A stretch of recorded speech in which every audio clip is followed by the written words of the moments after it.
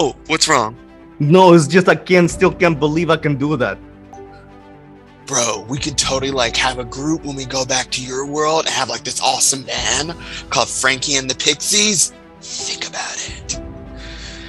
But right now, bro, I need you to give me your hands. And so like right now they're sitting like Indian style and facing each other. So Frankie's big massive hands are holding these tiny little pixie fingers. And Star is going to imbue you with calmness. And you're going to hear and feel him saying, right now your mind and your emotions are swirling, feeling everyone's thoughts and feelings at once. So what's the most dominant feeling and person that's for it right now? Let's bring them out. It's just their memories are so strong. So I would say Ethan is the strongest one. All right. So let's get Ethan's attention, man. Ethan, I need you to step forward, bro. And let's feel what you're feeling. But you're also feeling really calm, so it's like mellowing you out so you can be more focused on Ethan. Okay, it's strange because it's not like it's them. I mean, it's still me. It's just their memories are so vivid. You know what I mean? It's like I'm still me. It's just a part of them is with me. I don't know how that's going to work. Just trust your feelings, bro. And we're gonna suture your soul to one. Okay. Frankie relaxes a bit. Cool. So as you're feeling Sapphire's like energy to relax you, all those memories that are Ethan, he kind of brings to the forefront, and he kind of like tempers it down. So it's not like, although you know his death, you know his life, you know how he felt about Henry, he's just kind of like centering it, like putting it in a place. So it's like, you know, like there's Sapphire Star, you know, it's all these different levels. So he puts Victor in a place and that ability, so it's kind of like locked in a special place in your head, if that makes any sense to how you're feeling, to settle that emotion. Okay. So he's gonna like, how are you feeling, Frankie? Are you feeling a little bit more centered, bro? Yes, I think so. My work, he'll say, all right, my work is done, and you'll hear some knuckles crack, and you'll hear someone else sit in front of you. Said, all right, bitch, this is Topaz. Let's do this. So now you're gonna get flooded with confidence. Confidence to know that Frankie is the dominant person. It doesn't matter what Jill, Chris, or Claire, which I freaking love you, Leon or Ada think, or Ethan, all Resident Evil, love it, think. You are the driving force. You are the leader, and you are your own man. So after you feel that, then you're going to hear Amethyst say, all right, darling. So now let's bring a little bit more clarity to Sapphire and Topaz. Understand that when you were taken and all these pieces were put together, they were from different lives, and you learned from those lives. But now, again, those lives are yours, and you have the blessed ability to tap into them when you need to access a memory or a skill. It's always there. You just focus on it right when you need it the most, and you'll have access, and wisdom will always guide you. So you'll feel like another piece lock into place. Okay. Just listening, I like it. Cool. Then you'll see Ruby, and Ruby he'll flip his hair, and you'll be like, okay, Frankie, you're with me, you're safe, and you'll be flooded with passion. So respecting the lives that you lived, you're feeling all those loving memories, and you're feeling also their anger. So you're feeling how these people felt in their lives, from their happiest to their saddest. But it's now centering, where again, Frankie's still at the top, but the rest of them are now harmonizing, and that love and that wrath and rage is being tempered. In this moment, bro, love is all you need to stay focused. Now, to finish everything off, here's Rhyolite. And Ryo, you hear him deeply exhale and go, okay, Frankie. In these people's lives, they felt fear at their moment of death, but they also were filled with so much hope. And they know that you are they and they are you. And you give them that same hope. And now, you are one.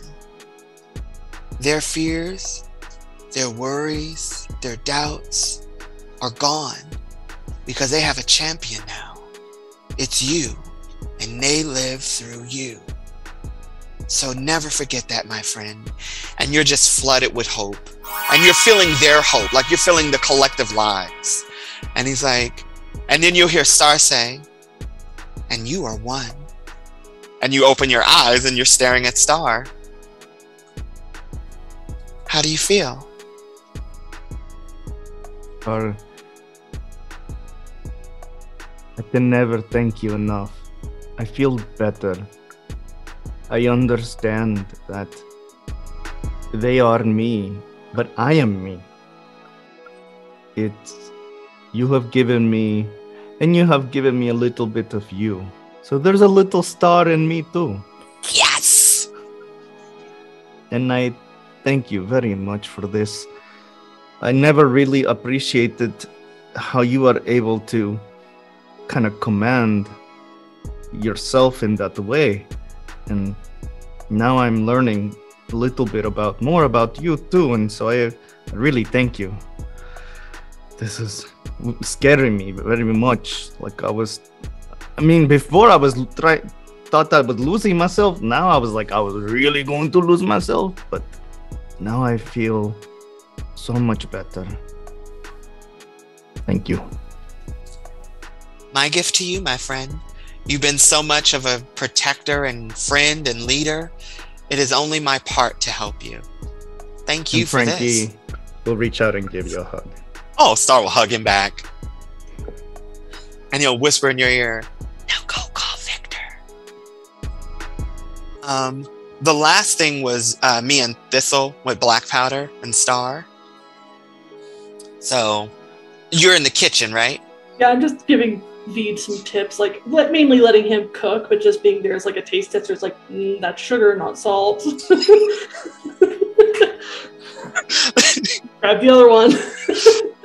I love it. So Star will be pulling down his shirt after his session with Frankie, and he'll be like, he'll tug on your sleeve and say, and he'll sign, hey Randall. But he's using his hands versus using words to spell out. Oh, Star. My Thank name's you. not Randall. And what is your name? Reginald.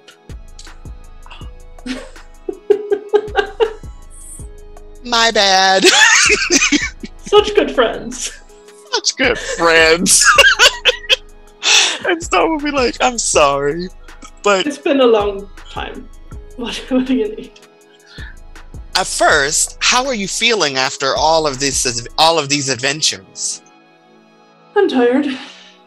Glad to be back somewhere steady. Good. And how are your injuries? And Star's hand will go. Now, mind you, he's using his left hand on purpose, saying, "Need a touch up?" I'll be right after a night's sleep. Just haven't gotten much lately. Not too bad. Good. Well, do you mind if we talked in private for a little bit? He looks at Veed almost hesitant to leave. Is like, all right. And if anything goes horribly wrong, just blame it on me. He's getting better. Okay. And so I'll be like, you got this, V. And so Star will walk with you to your room. And Star wants to say, first, I want to apologize for what happened in V's world. You were right. I shouldn't have tried to make you feel some kind of way. I see you, and I understand you now. more than I've ever understood you before. And you are one of the sweetest people I know. I think that's why you got the pink senshi ball. You try to bury it, but deep down, you're a good man. And before I go on any further, I want you to tell me what you want in life and where you want to be when this is over. Because I think I might have a solution, but I want to hear it from you first before I just make a decision. What I want? I just want to rest. Just be somewhere calm, safe and quiet, where I can see the people I care about, but can also have some time alone. As to where I want to be, I've been thinking about that myself. I'm still not sure. I understand. Well, Reginald, I'm going to tell you a little story. May I sit with you? Of course, have a seat. So you'll notice it's Amethyst sitting next to you and the others are kind of just like kneeling about the room. And he'll say, "May I have your hand? I promise, no funny business." That could be his hand. And this time, Star's not manipulating your emotions. You're hearing Star's words, but it's vibrating in your arm, so it's kind of like giving you the illusion of hearing. And Star says, "Once upon a time, I knew this gentleman. He was crass, he was rude, he was downright irritating. But then he came with me to a very magical place where music is literal magic. And I learned he and I were not so very different. I learned he was an orphan and that he has a good heart, one capable of love and wrath, and a person who truly cares about the people around him. People matter to you. And I know in life you were not given an opportunity to live a better life for yourself, that you are a victim of circumstance. And you believe because you've done wrong things that you're not a good person. But sometimes good men make bad decisions when they feel they don't have an option. And it takes a good man to know these things. And I know you do. So what I want to offer you is the truth, my friend. I know my world is not your home. I know it's not someplace you would rather be. But there's someone who might be waiting for you. And you'll notice a purple image a silhouette of Taylor will manifest, and she'll be like moving and blinking, and she'll see you and smile. And if you allow me, I know you can't hear her words, but you'll still feel them. So Star will lay against you, and you'll notice the other stars will wrap their arm around you, and they're pressing their necks against you. And he'll say to you, "Hear me." And so Star will begin to sing this song. Ooh, ooh, ooh, ooh. And Taylor will start to move her mouth and say, "If I could, I'd give you the world, wrap it all around you. And I won't be satisfied with just a piece of the heart of my angel." And Star will go, "Ba, ba, ba, ba, down. You're my angel. Dreams are dreams. Some dreams come true. Found a real dream, Reggie, when I found you.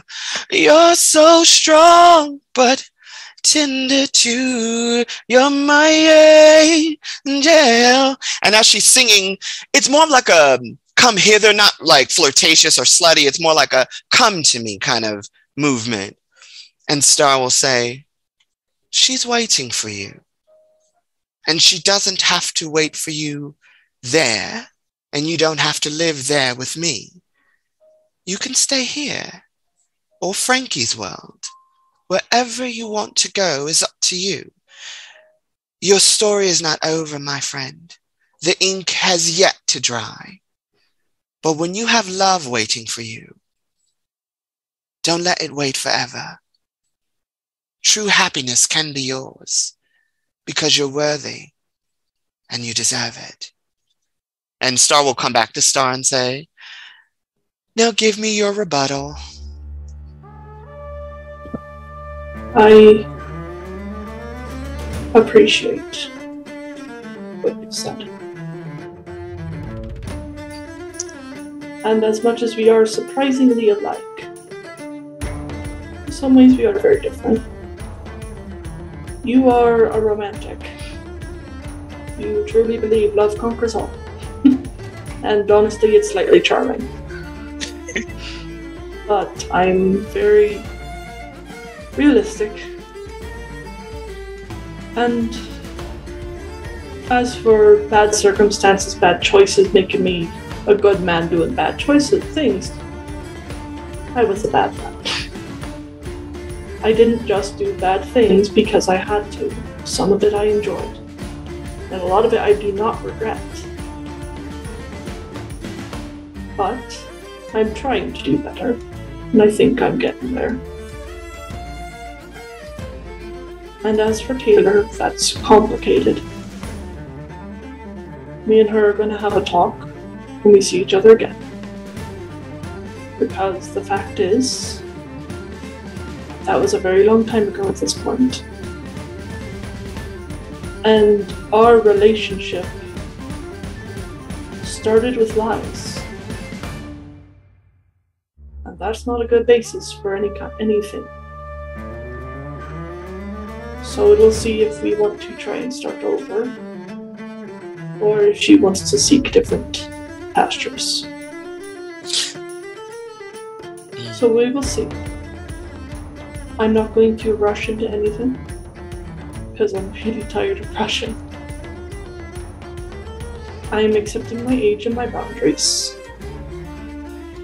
And the fact that even things that are pleasant maybe aren't meant to be forever doesn't make it bad. True. And also, Star will hold up the vial and say, I used this today. It won't last forever, but I promise you, I will learn how to control this and make this for myself, but not just for me. You, too, deserve to hear this world again. I don't think I want it. I appreciate it, but that, and he points to your hands, you were an innocent bystander in the way of someone else. I was the target. I made choices that led to that. I'm willing and happy to live with those consequences. My hearing is annoying, and it makes things a wee bit more difficult, but I don't feel broken. I don't feel like I need to be fixed by any means. It's not something that's gonna heavily deter from my ability to enjoy life. For you, touch is very important. You want to be able to hold your husband and be able to touch soft materials and feel and see the world. That's who you are. I like the quiet. So I'm happy to stay as I am and just learn to adapt. I've learned to live without a leg. I learned to live without an eye. Actually, getting my eye back has been a struggle. I got so used to not having depth perception. Yeah. But I'll be fine. Right now, I am the happiest I have been, even if I don't always show it. I'm just sometimes I need a rest. I gotcha. Well, you rest, my friend. But first, save us all from Veed's cooking. I love him, but no. He is doing better. Yeah, he's doing better, but still, guidance. But still, my friend, I'll let you think on it. And whatever you choose, know that I stand with you. And Star will give you a little kiss on the cheek and say, you know, you're my favorite crotchety pirate. Well, I'd hope so. And Star will let you go back to the kitchen. I'll go make sure Veed's not burning anything down. Yeah, because he burned the kitchen last time and he doesn't want to admit it. He swept it under the rug, but don't tell him I told you. I figured as much. Nothing happens in that kitchen without me knowing it. X. So, Lonic is just standing there, opening and closing the refrigerator. You alright, mate? Come have a look. Lonic opens it. It's empty. Alright. We both put a lot behind us and gave up an awful lot to get here. And I'm not saying I regret it, because I don't. But you and I are way more similar than I ever anticipated. Oh, I agree with you there. Trust me, when we first met, I did not think I'd have anything in common with a hedgehog man. Well, I really haven't gotten to explain too much about who I am to anybody over the course of these adventures. There hasn't been time. And I wanted to tell you that you remind me of somebody that's very, very dear to me, Reginald. Oh? You remind me of my creator, of my father, if you will. Oh, I'm so sorry. He came from a world where there was magic everywhere, but most people didn't know it existed. And there's a reason that I struggle so much at saying that word. I've gotten better at it, especially now that I don't have my world. It's because he hated magic. More than you did. More than anybody that I've known. Because it was right there all along, and it could have been used to save his daughter's life. And just a few days after she died of a disease that magic could have cured, he heard the bellow that magic was real, but it had come too late. I don't want to rely on that. I want to rely on the people in my life that are important to me. And you're important to me, Reggie. You're like my father, but I think you're a lot better for me than he ever was. Maybe. I don't know. I would hardly say I'm a good role model for people, but... You can learn good things from people that aren't necessarily the best people. I'd agree with that. And I learned a very important lesson from you, something that I was talking to Veed about. And it's the importance of knowing when to take control, when to be selfish, when to demand, and when to give. In my world, everything is demanded of me, and I would just give it without question or dole out punishment for no reason. And you saw some of that when I was in my world, when I would lose control. I hope you guys believe that now. I don't think any of us ever didn't believe it. It's just hard to relate until you see it yourself. I have a feeling a lot of that came with my world too. I feel like when I warned people what it was like, they didn't fully understand the severity of it. But I don't think they didn't believe me. They just didn't understand. I've been thinking a lot about your world. Not just then, but now.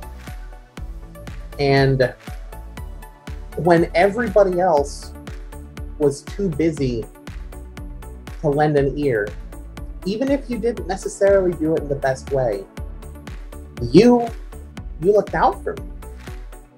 You gave me advice that might not have been what I needed to hear, but it was important that you gave it. I'm glad you thought so. Just, Lonic, I know you're going through a lot of changes right now. Adjusting. Trust me, I've seen you talking about whether or not you're guilty for leaving your world. I felt similar when it came to me crew. As a captain, I had a lot of responsibility to them. And I was ready to die for them.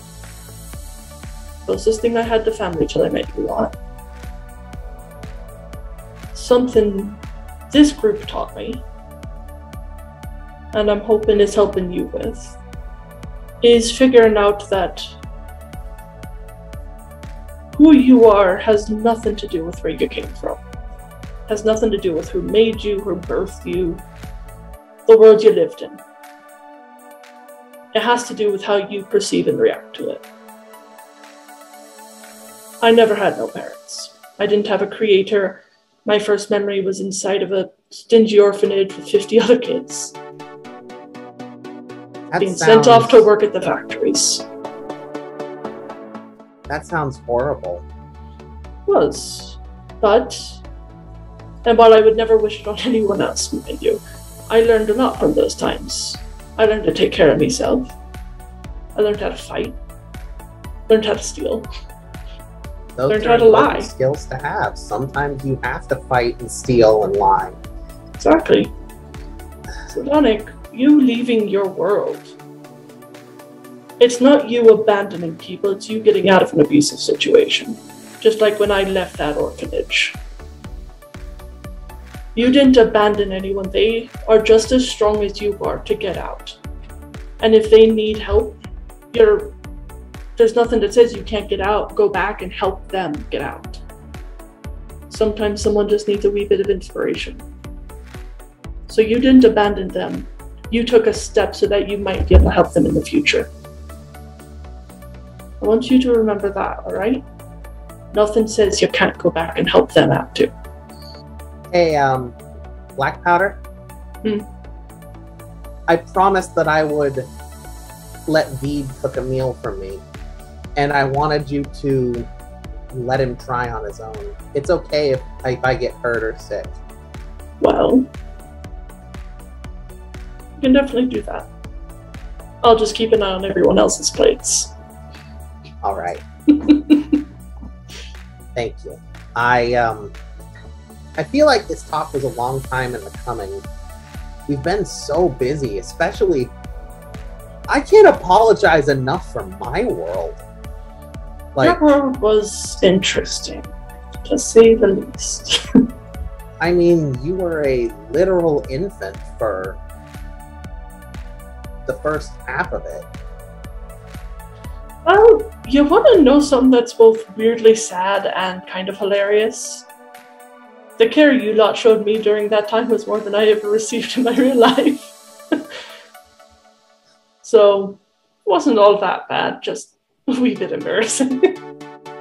Well, I obviously, I'll never hold it against you. Well, to be fair, I was probably just about as useless as I would have been anyways. I don't agree with that. I'm not the most mobile person, Lonic. Sounds like you lot had to do a lot of mobility-based things. We did, but there was also times for strategy and scheming and blowing things up. Yeah, that I miss. And hey, Lonica's gonna tap the yo-yo that is still in your pocket or wherever it is. You still have that. I do. Not entirely sure how to use it though, because I never had those things growing up. Well, it's never too late to learn. I've been learning a lot of things. Let me get sign language down, then maybe I'll try the yo-yo. Lonnick is gonna go. If Black Powder will let him, Lonnick's gonna wrap around his waist, wrap a hug around his waist. He's like, "You're not gonna shock me or poke me or anything, right?" Well, of course not. He like kind of pats his head, kind of going with the quills, just like a little pet, like you would with a child when you're comforting them. All right, now go to your boyfriend. Oh, I've got to give him space to work. All right then, I'm just gonna go check for fires. Yep. That's all the role playing that I wanted to do, but I was going to see about Lonnick sending a message in a bottle to Jim. How Black Powder's phone booth works, it's just letters. So are you going to go in the booth? Yep, and just send a message off to Jim, because I'm sure that there's no phones. That actually how that works, is you basically, there's a whole bunch of bottles, and there's paper and quills, or whatever you would use back then, and you can write a message, and there's like a little, it sort of looks like the edge of an ocean. That if you can imagine inside a booth, there's just this magical edge of an ocean that you could just drop the bottle in and it'll sink into the water and then disappear. Imagine like a water slide, just a tunnel that you put the water in. Yeah. I was imagining like at the bank. Right, the tube. Yeah, the tube, the vacuum tube. Right, but I don't think they had that in Black Powder. No, so. but you know, something along the lines. Something along those lines, yeah. You may not get an immediate response, but there you go. Yep. So Lonnick is going to put some of the gold pieces that he got from Black Powder's world into the bottle. Hopefully that doesn't make it sink. And the letter is basically something to the effect of, "Hello, Jim. I'm sorry we didn't get to be better friends while I was in your world. I still owe you this and a lot more. Thanks for not. He scribbles that out. I hope I get to see you again and that things are well." He's going to send 15 gold pieces off because it's going to take a long time to get all that 2,000. Otherwise, those bottles would sink like a lead brick. Tie a little flotation. Get some helium from Frankie. Yes. I like it. Great. I feel like Sam's the only one who was left. So this is Veed's chance to, as much as possible, cook a meal on his own. Yes, Black Powder is going to help make the rest of help with everybody else's plates, but Veed wanted to try to have a chance to cook solely for Lonnick, so there is one dish specifically for him. And you will come down to the dining area, and it does smell good. Then again, whenever Sue or Veed cooks, it always smells good. Like, it always smells like it would taste great. It's just once you bite into it, it's just a little bit off. So Veed is going to look very nervous as you all are taking your places, and there is this big giant pot in the center of the table, but over on one end of the table, which is Lonnick's spot, there is a singular bowl.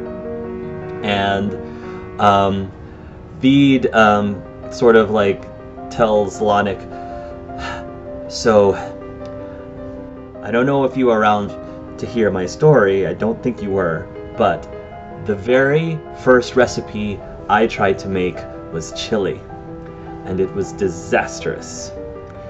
So, I thought I would try again and make it my first actual meal for you, and the bathroom's right over there, in case you need it. So, bon appetit." He looks very nervous. I'm not going to need the bathroom. But I am going to need to actually taste this. And Lonnick takes out the green flavor Senshi orb. Oozy flavor power up. Nice. A bar erupts from the ground behind Lonnick, and he just kind of looks puzzled at the orb. spins it on his finger. Boozy flavor power up. Boozy flavor. Oh! He walks into the bar. The sun rises and sets behind it. The moon rises and sets. The sun comes up again. And a human, Nice. this young man, stumbles out of the bar after a few minutes. I love this. Now that Wow. I have... Lonix not bad looking. I know, he's cute. Boozy flavor. He's cute. I mean, wow. Okay. Does anybody else have a headache? Well, whatever. It's fine.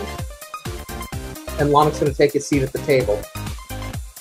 You take a seat at the table, and Feed, like, he's kind of looks a little crestfallen when this happens, honestly. And he says, You don't want to be sober when you taste it? Oh, I'm not drunk. Okay, he says, still very, very, like, hesitant and very, like, nervous. I'd tell you the alphabet backwards, but I don't think I could get that sober. Well,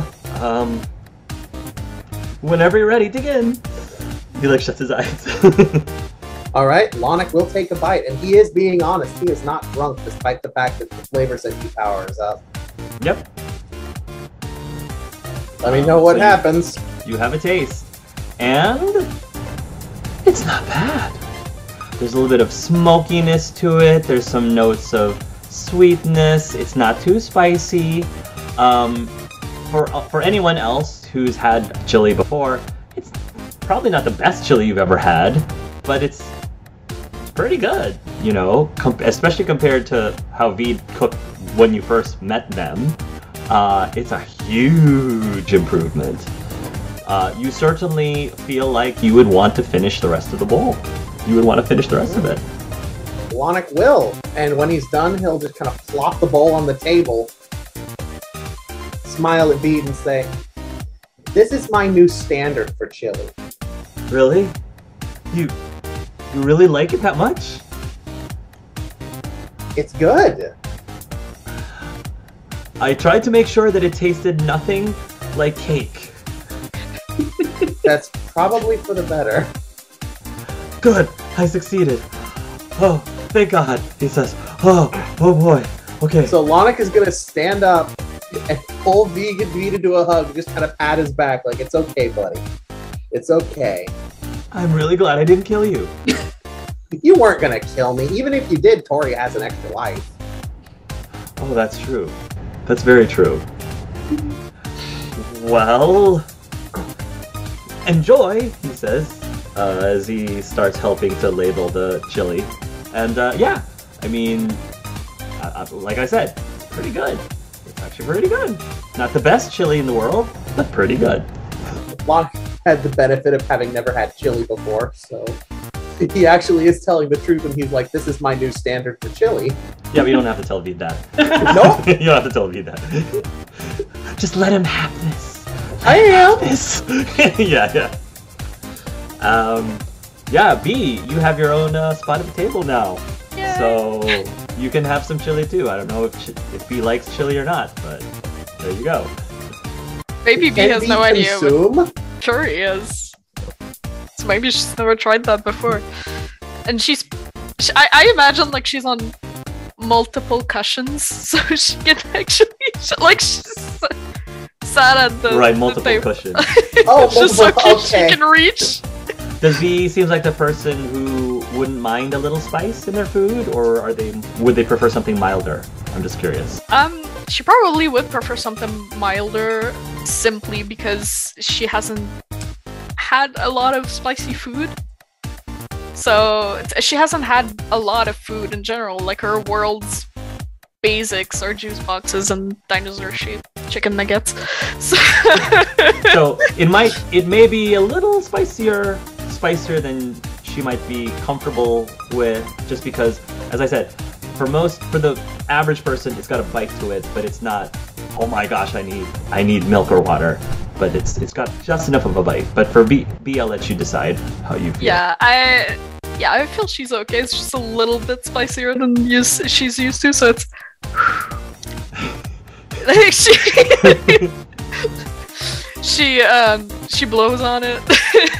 It's not really gonna change much. Would Bee sweat? Is there like little sweat? Would she sweat? Would she? Is the cotton Can coming she? out like it was on Can Sonic? she? Can she? Little cotton balls. You tell me. It's your character. You tell me your character. So.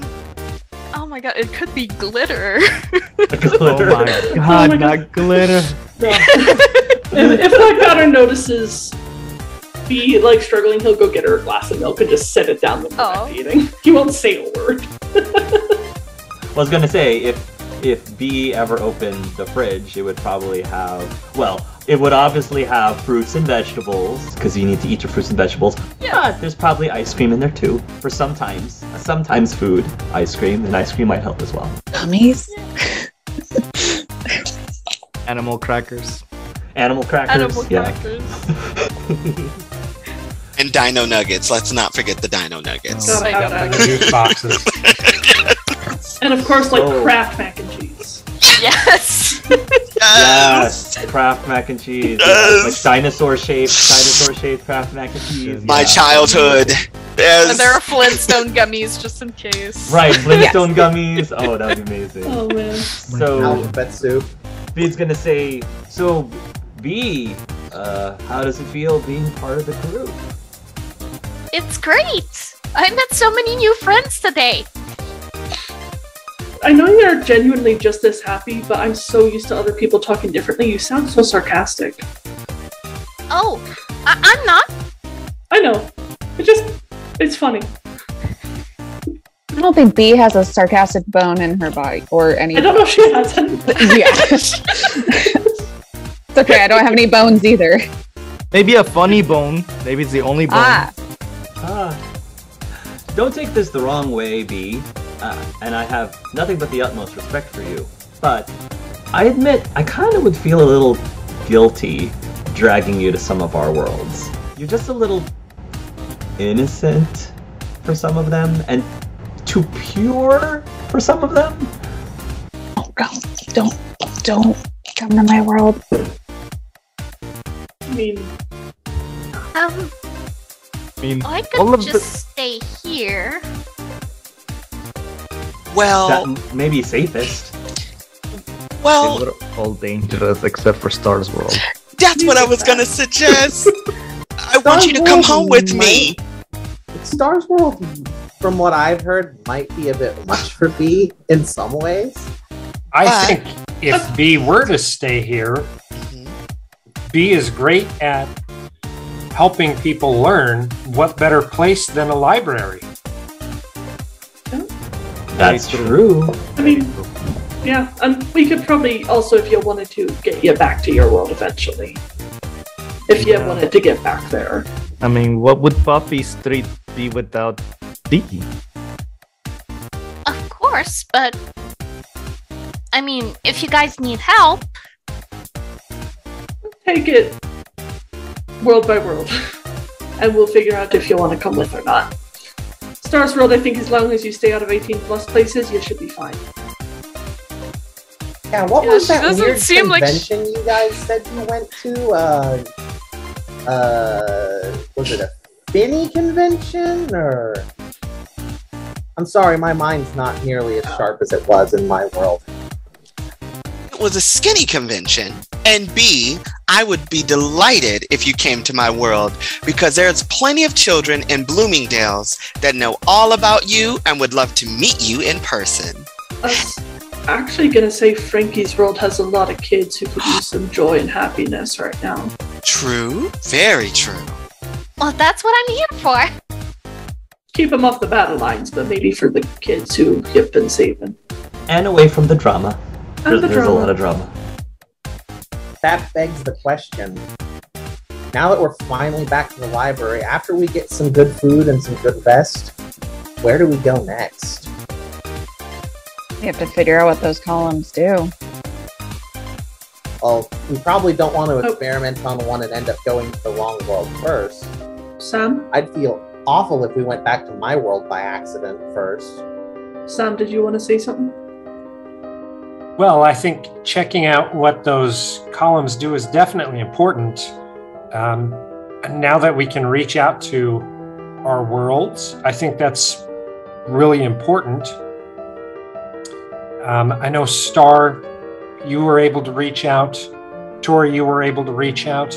I don't know if anybody else reached out or not, but before I reach out to mine, I know going back to my world, I'm going to have to go to court. With that being said, I'd like to go in with a little bit more plan and ultimately, face the music. That's an important aspect for me. Now, I'm not saying we need to go to my world first. I just want to be as prepared as possible when we do. So I was thinking when I go to court, there's some really important aspects of it. I think to best help me out,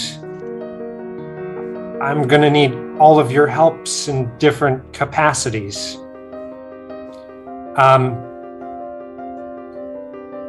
Character witnesses can be a fantastic opportunity to show,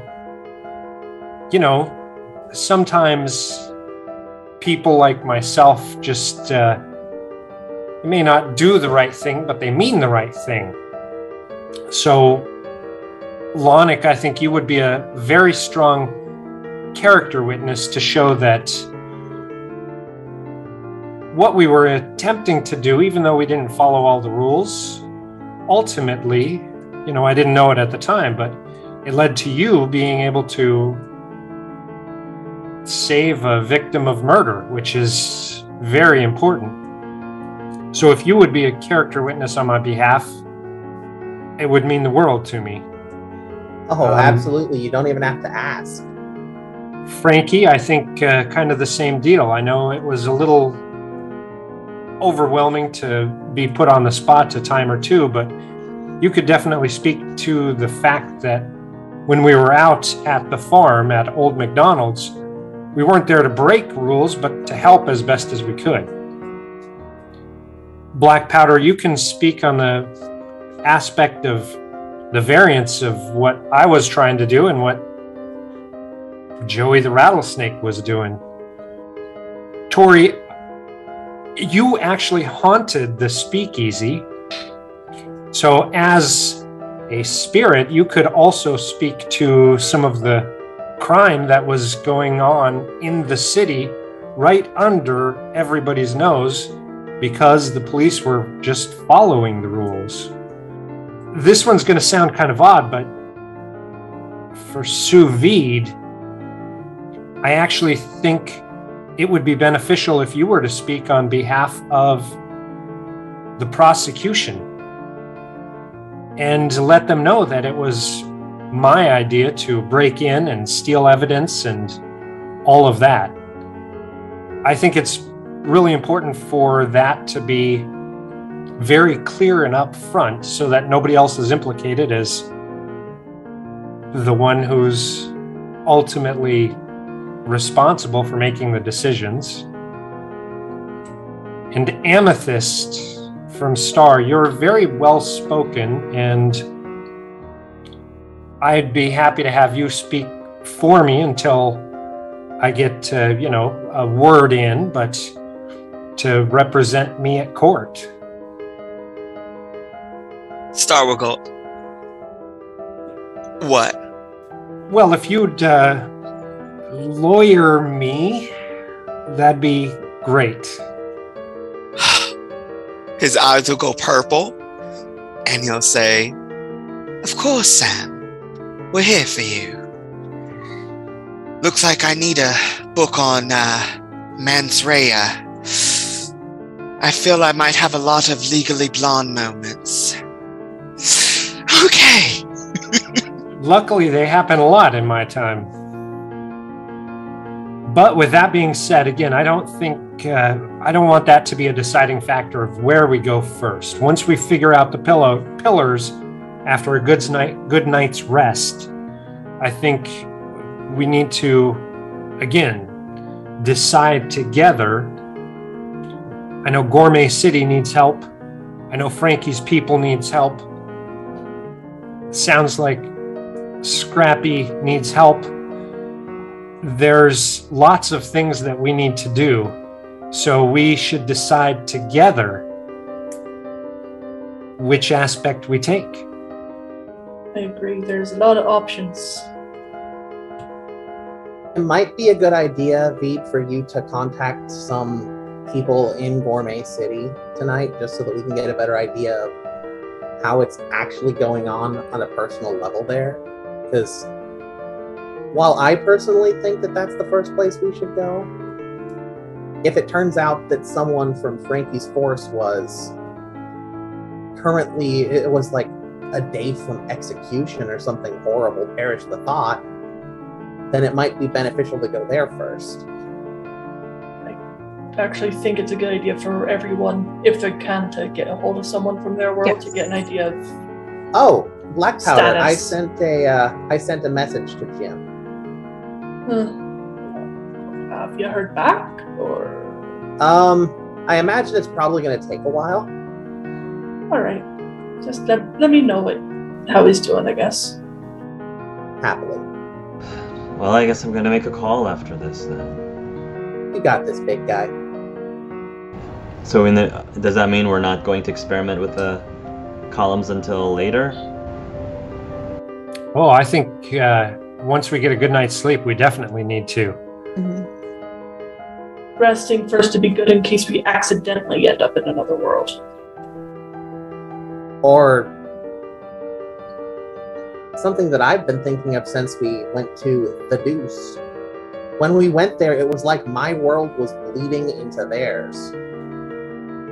What's the possibility that us doing this might cause the worlds to combine? I'd hate to see Star's world and Tori's world combine, or My world compared with any world would be a nightmare. That's a horrifying thought. That is. Let's not even think that into existence. I'm with her. That's not good. Well, as we investigate, we can figure it out a little bit better. Yeah, we won't know until we investigate. And we don't want to do that while we're all sleepy. I recommend anyone who's going to be sending off messages or calls do so tonight, get some rest, and tomorrow we can start investigating with fresh heads. That's my recommendation. Yep. Good plan. You all finish your meal. Veed is going to go ahead and make a call. I don't know if anybody's going to be around while he's making that call. I'll be in the area because Black Powder has a few to do. Okay. Anyone who's nearby who wants to overhear, from the booth, from Veed's booth, you'll hear, "What? They what? Everyone is what? Oh. Okay. Thank you for telling me." And Veed's gonna come out of the booth and he looks a little white, pale, a little pale. Says, "Oh, things in Gourmet City are not good. Not good at all." Wannick's gonna go on ahead and hold his hand. What exactly is going on? Well, ever since I left, there has been a new monster that has come to attack Gourmet City every single week, and, well, pretty much everyone in Gore City are now enslaved, and they are being forced to cook nothing but bland, tasteless meals until the end of their days. Absolutely no flavor! That's horrible! That definitely seems urgent. I know, right? Oh, it's terrible. Oh yeah, and the slavery part too. That's bad. Know all about that. You know, the enslavement and eating food with no flavors. With all the rations I've eaten, I know all about that. Frankie knows. Totally relate. I've lived off a hardtack for 3 months, I get the feeling. So, you know, I'm not saying that we should prioritize Gourmet City, but, you know, I'm a bit concerned myself, personally. So, if I wanted to be a little bit selfish, that would be where I would want to go. I'd say it's Be a good selfish. candidate. Lonix just gonna. I mentioned before Lonix was holding Beat's hand, but he's just gonna look up at him and be like, "Not even up. Lonix is still a human. Oh, that's true. Right. Even whenever That's the true. flavor senshi powers wear off, all he's done is just fix the buttons." Well, technically, when you're not in... Well, actually... Yeah, the way Lonix's transformation was worded was that he transforms each time he enters a new world true. into a game genre. So, technically, you could... He keep doesn't the form. de-transform. Yeah, that's true. He is a human now for the moment. That's true. You could do that, yeah. Which also means he has no powers right now. Right. You may not have your powers, but you still look like the... you still look like the human. So, cool. Okay. It's okay, buddy. You've got my vote. I just want to hear what's going on with Frankie's world first. I mean, yeah, if anyone else wants to make any contacts, do now before going to bed. If you want to do now before going to bed. He's probably going to be calling up Mr. Meowgers, letting him know that he might be the one taking the center stage for a couple of... In the interest of time, since B is Yeah. not a major PC, we'll just say, like, you've only been gone for, a few hours. So, Yeah, just letting him know that... Yeah, that's fine. You all are gonna rest up, you're gonna sleep, you're gonna heal up, so you can be back to full health. And then the next morning we'll roll around, and what do you do the next morning? Well, the first thing Lonix gonna do is try and figure out how to use the bathroom. Okay. I'm sure anyone, Veed is definitely can help with that. Yeah. There are 3 seashells. I still don't know what to do with those. Oh, Frankie, let me explain a few things. Have you ever heard of a bidet? And like Frankie starts like taking Frankie and explaining those type of special toilets. Yes. Well, if you figure out the 3 seashells, let me know. I think Tori would want to go up to Sam and help him with investigating the columns. Sure. I'll make sure everyone gets a good breakfast and then help us investigate. Yep. For the sake of time, I'll say Lonix figures it out eventually. Yes. With Veed's help, yes. Okay, so what do you all do with the columns? Like a magic roll to see if... Sure. Yeah.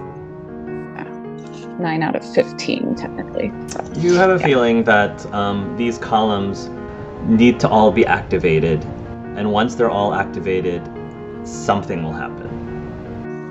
Okay. We have to activate this somehow, Sam.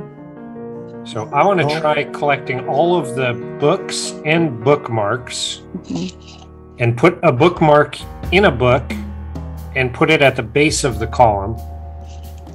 Yeah, that matches the... Yeah, starting with Gourmet City.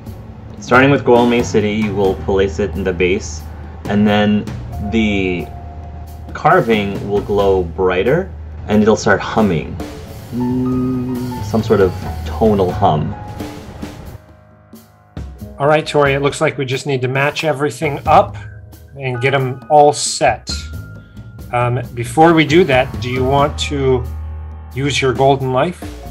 I wanted to hold on to it until we get to Frankie's world to see if it could be used on Agatha. That's very noble, and the decision's all yours. We got that for you, so use it however you want. I will give you my advice, though, that opportunities like this just generally don't happen, and a variance for you to think about, because this is all new, being a ghost, I mean, being able to share time with your sister and your friends and family over time could be more and more stressful to you as you see them grow old, grow different. Just be mindful of how the decisions will affect you and them as well. But the choice is absolutely yours. I'll support you no matter what. And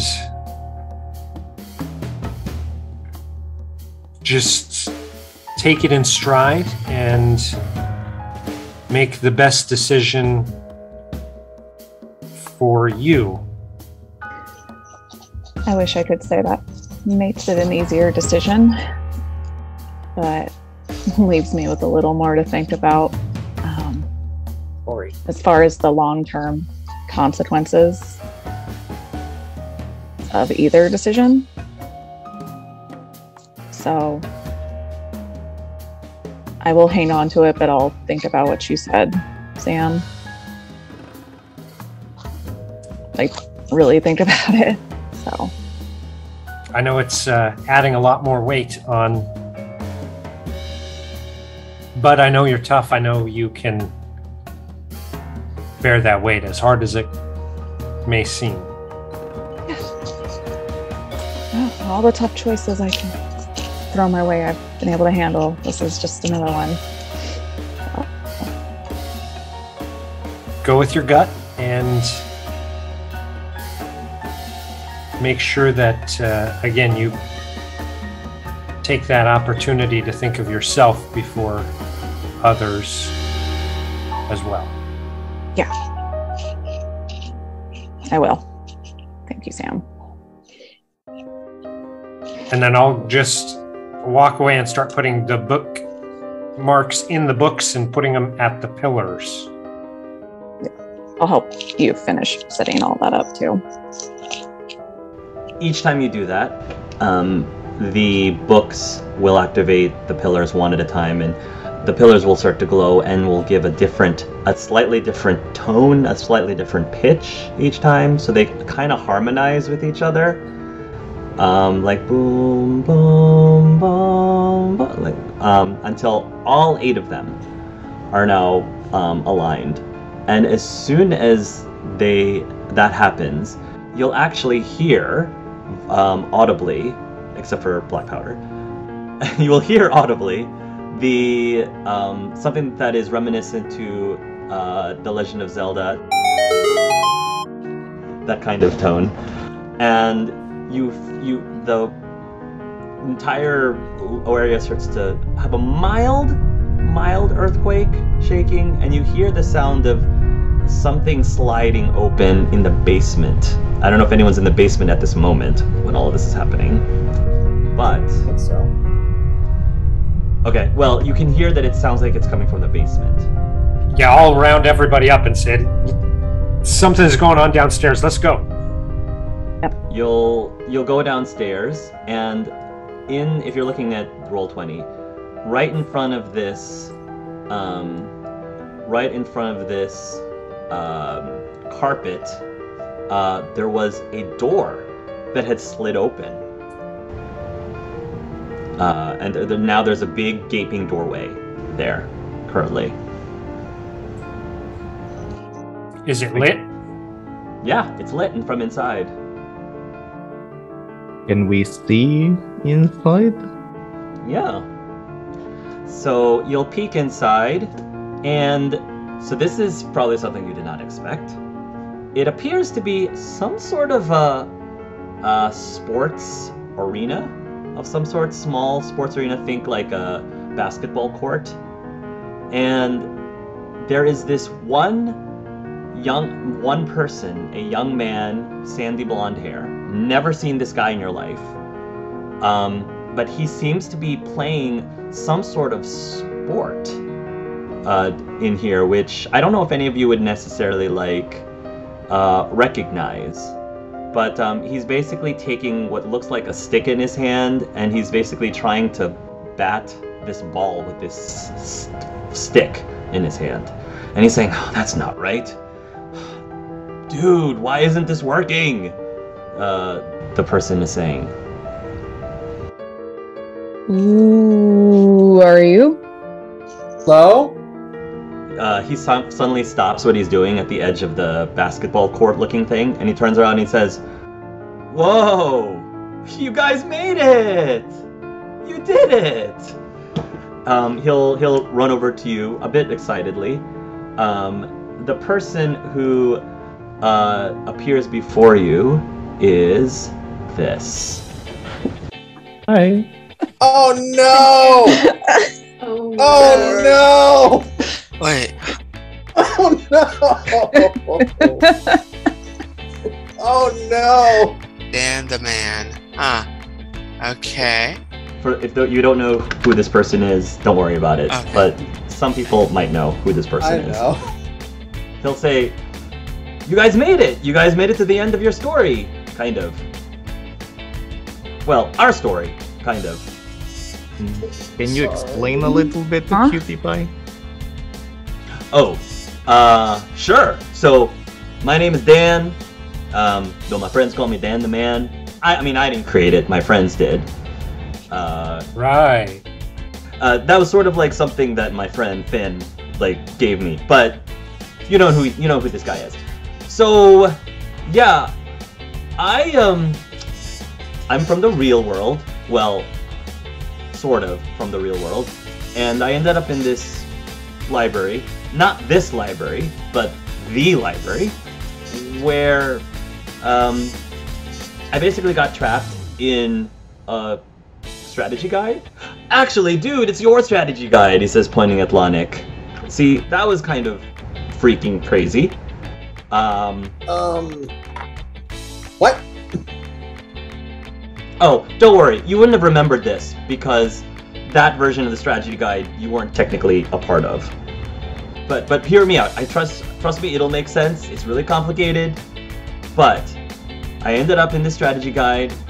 My friends helped me escape from said strategy guide. But the problem is, I couldn't leave the magical library until I wrote a story. Until I wrote my own story to leave the library. So I thought, hey, if I'm gonna write something, I might as well go all out. Why not make a story that has all the different types of genres in it? You just give them a bunch of characters, you give them a bunch of plots, and then the reader can decide which one they gravitate towards, you know? And, yeah. So, you all are characters of that story, and you kind of solved all your problems, so I guess that means we're at the end. We didn't solve all of our problems. We haven't. Oh, we got a lot of problems. Oh, then why are you all here then? Well, don't you have the answer? You said you wrote us? Yeah. Well, the real me wrote that. I'm not the real me. I sort of, well, wrote myself into the story because why not? It's my story. Why can't I be a starring character in the story? Sort of, that ends up... But you wrote yourself ignorant of the information. Exactly. Well, see, the way that it works is when you write the story, you sort of start it, and then the stories kind of have a mind of their own, and I don't have any control over that once I start, because the characters make their own decisions, and the story ends up writing itself. So I have no idea what happens next. I just kind of go with it. But you don't look like my author. Okay, so I maybe borrowed some ideas from other familiar things that I know Creative of. license. Creative licenses. Okay, so maybe it was a little fan fiction-y. Fine. But Lanik's game does exist in my world. I just added him to the story in pretty much as accurately as I remember. And your story, he says, pointing to B, is as accurate as I got from real-life kids' stories from my world. So then I didn't actually abandon my real game. I don't know, he says, looking a little surprised. I don't know. So this is all just so you can save your own butt? Well, I had to get out of the library somehow. So you brought us in instead. Are you saying we're trapped here? I'm confused. No, you're not trapped. You were born here. You were created here. You didn't even exist before I threw you all together into a book in the Athenaeum. Hold on. Are you saying everything that's happened here is because of you? What happened to Agatha? Everything started because of me. Everything started because of me. But I don't have control over things once I wrote the beginning of the story. Everything that happens based on all of the choices of the characters in the story from that point forward. It's sort of like, what did Toby say? It's almost like your own individual parallel universes. What the hell is Toby? Exactly. Oh, he's just another friend of mine. He was the one who discovered the Athenaeum in the first place. So the story... You're a book within the Athenaeum. Out of character, the library that you're in is not the Athenaeum. This entire campaign is the story in the Athenaeum. It's the Matrix Revolution. You're a story. You're a book within a library. Inception. Yes. So the story writes itself. Yeah, the story writes itself. So you're all sort of writing your story. But if you're saying you didn't actually solve all your problems, oh, Lonic, that's what this is. This is the end game. This is like New Game Plus, sort of. Well, if we can't get back to other worlds, I might be in a bit of trouble in terms of my, power output. Oh, you can go back to your worlds. I'm pretty sure you can go back whenever you want. Oh, now that do you know you've how to gotten all do the it? bookmarks, you just use your bookmarks. Oh. Answers. Yeah, Good. When you beat the game and you've already traveled everywhere, and then you basically are in a big giant sandbox and you can do whatever you want from that point forward. So once we get to the end of the story, then that'll allow you out of this library. Well, no, I'm already out of this library. The real me.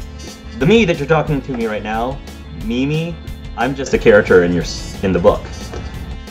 What's that game you were playing whenever we came into this room? It's a new sport that, Finn, the guy I was talking about earlier, he's trying to invent. Apparently he learned it from some people that he met in some sort of other universe that was using, biota ball thing. I know Kiwi loves this. They learned it from some guy over there. Oh. Neven? I don't know his name. Something along those lines. Star is gonna be like, so we're fairy tales. I kind of figured. And you're responsible. So if we don't finish, you can't leave. No, I don't know if you. I don't think. No, you don't get it. I'm good. I already left. This is all. I'm just a character here. I'm just trying to play some wizard ball. Right. This is just the blinders are now off. Yeah, you all are free to go back and live the rest of your lives the way you want in your own separate worlds and go back to doing whatever it is you're doing. So when we first came in, when the pages were folding, that was the actual Dan the Man putting us here. Yep. Brilliant idea, right? Dan just tossing you all in at once. And then from there, you kind of just decided on your own what you wanted to do. I mean, all of it was better or fake. worse? Everything that I went through was a lie? No.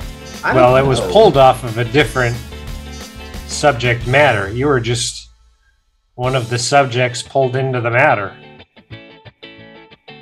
As Sure, someone are who we already went real? through this once, maybe I can help you guys out. We're all in a book. We're all characters in a book, but we're all also still real. We all have real feelings, real lives that we can get to. This effectively changes nothing. All we know now is how to get back to our old worlds. Yeah. I mean, I'm as real as the rest of you all are. And the stuff that you guys went through, Frankie in your world, Tori a bunch, Black Powder, me, Star, Sam being in jail, all of that is still real. And it happened, and we have the chance to make it right. We have the chance to change the world. Not even the world, the multiverse. It's a little deeper than I anticipated, but sure. It's the end game. You all get to do whatever you want, really. You've got the power to go home. You got the power to visit everybody else's homes. Whatever you want. And hopefully along the way, he said, this is a really cool hub, pit stop for you to go between worlds. You know, with your own special rooms, luxury bathrooms, and luxury kitchens and stuff. So I have a question here. You said that in order for the real you to get out of that library, they had to write the book. And just by starting it, he was able to get out. It didn't have to be finished, so to speak, considering the problems aren't done. I mean, does a story really truly end? I mean, the real me made a story. He made sort of what he defined, I guess, as a beginning, middle, of end. But whenever you finish a book, it doesn't necessarily mean that's the end of that character's story. They still probably live on and create other stories. I figure that's what you all did. Divine simulation. Yeah, a lot of this stuff I didn't understand this very much when Toby explained it, and I still don't fully understand it, but I'm sort of faking it till I make it. Free will is only as real as you think it is. Or as real as you make it. Well, that's the whole point, right? It's free will. Are you really making it, or you just believe it is? Yep. As someone whose journey has been about that, can confirm. I mean, I could be still being controlled by a player and just not even know it. Like that puppet master guy without hair. Whether you're a video game or you're a character in a book, you're being controlled. Or even a person in the real world, we don't know. There's no sense stressing about it. Let's just live our lives. As far as I know, nobody's writing any of this anymore. You're all just reacting to everything. Question, how many of us were pulled out of other works with that creative license? How many of you all? How many are original characters, so to speak? Original? I mean, I guess the only person that I really copied pretty directly was Lonic. But all the rest of you, honestly, I kind of borrowed elements from existing stories that I enjoyed when I was growing up as a kid. So none of you actually exist for real in my world. I just really like pirate stories. And I really like sci-fi. And I really like, you know, musicals and mysteries and horror. And yeah, a part of me like some of the kids stuff with my whenever I watch the kid shows with my nephew. Well, now we know how we got pulled together, and we know that helping each other was the key to unlocking the bookmarks, and we know that we have the power to keep going forward. Or go back home and call it a day. Gourmet City sounds like it needs some help, and I, for one, am absolutely willing to add some spice back to that bland outcome. I agree. I agree. Yeah. Star's gonna walk up to Dan the man, give him a long look in the eye, and give him a firm hug and say, "Thank you." You're welcome? For what, bro? Because I exist. I wouldn't have had it without you, or the you that's out in the real world. I have love because of you, so thank you. Wow, that's pretty deep. And then Star looks at them and say, And I have them because of you. So thank you. And I think we need to get to cooking. The cute baby runs by. I love it! Oh, look at the little baby. Hi, cute. Brody. Okay, hold on, Brody. I love it. Your children are absolutely beautiful. Thank you. You're